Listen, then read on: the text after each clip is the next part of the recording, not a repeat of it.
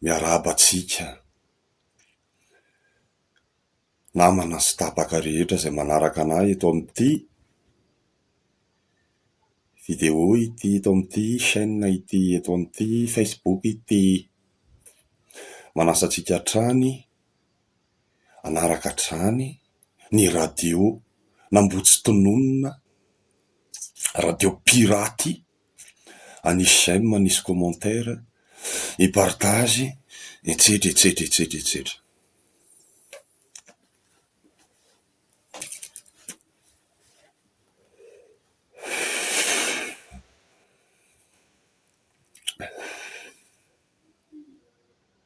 Ny tenanay dia manohana tsy misy fepetra any mon colonel mpitondra mpitarika ny fanavaozana ny repoblika eto Madagasikara. Averiko ihany, ny tenanay dia manohana tsy misy fepetra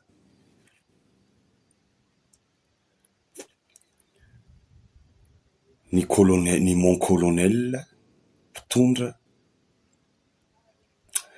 ny fanavaozana ny repoblika eto Madagasikara amin'izao 2024 izao. Yes, I.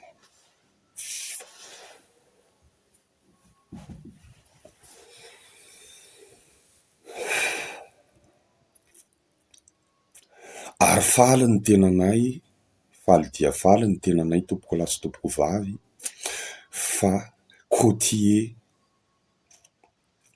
ary officier militaire ary mba officier militaire sy côtier mahafinaritra, azo resahana, tony, misaina ary noble indray no mitondra ny firenena. Faly izahay fa côtier sy officier militaire indray no mitondra ny tany sy ny fanjakana ankehitriny, ary officier militaire sy côtier azo resahana, mahafinaritra, misaina raha par rapport amin'le olombelona rehetrarehetra fantatray hatreto teto amin'ity Madagasikara ity, aloha efa lasa dadabe Ratsiraka. Dia faly izahay ary dia averimberinay hatrany izany. Voalohany indrindra tompoko lahy sy tompoko vavy, ny tenanay dia sady tsy merina, ny tsy côtier, ny tsy betsileo, fa ny tenanay tompoko lahy sy tompoko vavy dia malagasy. Satria inona ny atao hoe malagasy? Ny atao hoe malagasy tompoko lahy sy tompoko vavy dia ny metisy malagasy ohatranay izao. E babanay betsileo, e endrinay merina, noho izany izahay metisy malagasy, ka izahay no tena malagasy rehefa tena dinihana. Ka noho izany tsy resaka adi-poko, na resaka fankalana foko, na resaka taky izany velively no zavatra resahanay sy manosika anay resaka eto, fa mifanohatra amin'izany ary dia mifanoherana ny fanavakavahana ara-poko, ara-bolon-koditra, ara-pinoana, raha tsy hoe finoana marina nga, exception zay, fa raha finoana diso tsy mahazo manavakavaka tompoko lahy sy tompoko vavy.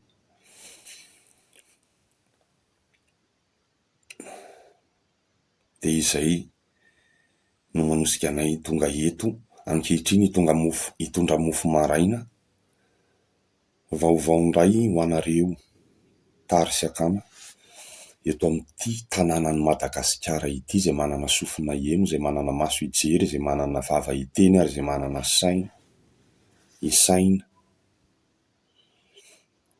Averiko ihany faly izahay fa miverina amin'ny officier sy ny côtier indray ny fitondrana ny tany. Surasura kokoa ny tenanay, ary sasa kokoa ny tenanay na hiteny eto ary, satria olona mba militaire, olona mba officier. ary olona Bakotie no mitondra ny tany sy ny fanjakana. Verina kely amin'le resaka teo aho.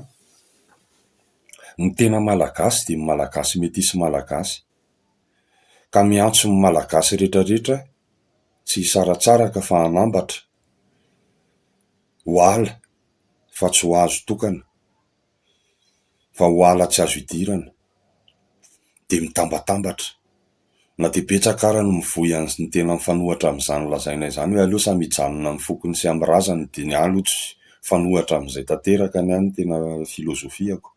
Ary za ihany mihitsy ara no mifanohatra amin'izany tanteraka ara na ny tantarako sy ny sy hoe izy za izay zaka izany tatako be tsireo ny mamako merina. Tsy afaka hisafidy mihitsy ahako hoe ny Borizano ve sa ny Blackman ve, tsy afaka nisafidy aho fa sady namako ny Blackman ny namako ny Borizano, ary sady fahavaliko koa ny Blackman, fahavaliko koa ny Borizano rehefa ampiomehy izy. Zay mahatonga sady tsy tia fédéralisme no tsy tia rasisme. Ny problema dia misy fifandraisany amin'ny resaka fiangonana sy finoana ny fiaviana. Tsy azo sarahana izany tompoko lahy sy tompoko vavy. Ka efa ela loatra no nipetrahan'ny tena fanjakana sy ny fahefana tany amin'ny dabo voatany sy sivily. Rehefa niala teo Dadabe Ratsiraka dia mifindra tany amin'ny Andrileromo ilay izy, dia inona ny zava-bita Andrileromo tonga dia tsy reveko mihitsy aloha, to dia tsy reveko raha za aloha. Tsy tonga dia tsy hitovy mihitsy izany hoe militera sy sivily izany, ary tsy hitovy mihitsy izany hoe Kodie sy dabo voatany izany. Tsy fanavakavahana ho an'ilay izy sanatrian'izany,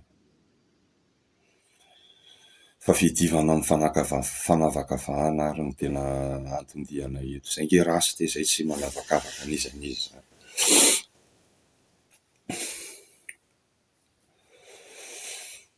Dia ohatrohatran'izay rehefa handeha an'ilay izy.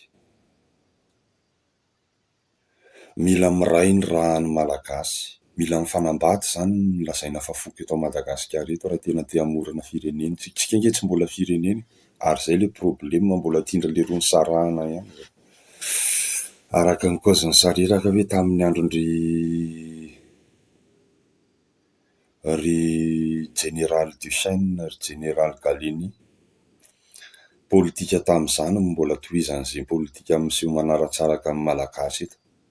Fa averiko ihany ny malagasy dia mifora, mitovy teny na dia samy hafa ary samy mihinam-bary sy misotro rano daholo, ka loza tena loza ho an'ny lisan'ny rehetrarehetra ireo izay manaratsaraka sy manana fotom-pisaina fanaratsarahana eto amin'ity firenena ity amin'izao andro ny tena 2024 izao, fa tonga dia fahavalo-pirenena daholo lisany atomboko hatrany amin'ny tena fomba gasy io, ringandrina sy ny tariny. Tsy elisany mihitsy ny vazaha eto amin'ity firenena ity na ho anao vazaha kely eto amin'ity firenena ity. Ary efa izay mihitsy ilay zavatra miseho, izay ilay zavatra tsy zakan'ny Kodie sy tsy zakan'ny tena fédéraliste. Zalahy te hanao an'ilay fédéraliste satria lisany te ho vazaha loatra lisany eo ampovoatany reto eto amin'ity Madagasikara ity. Tiany lisany zanahana ny taranaka lisany ange jerevo daholo. Mba tsy ilazako fotsiny hoe Andrileromo mpanao tena rapy reto izao. Lisany zalahy Borizano lisany.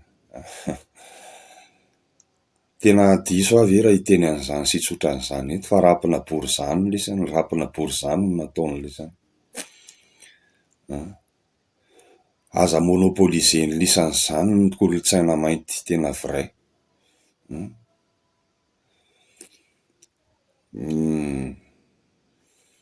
Fa raha kolontsaina black izany, bainina kolontsaina nandevo izany fa tsy kolontsaina nahasinoby ohatran'ny lisany.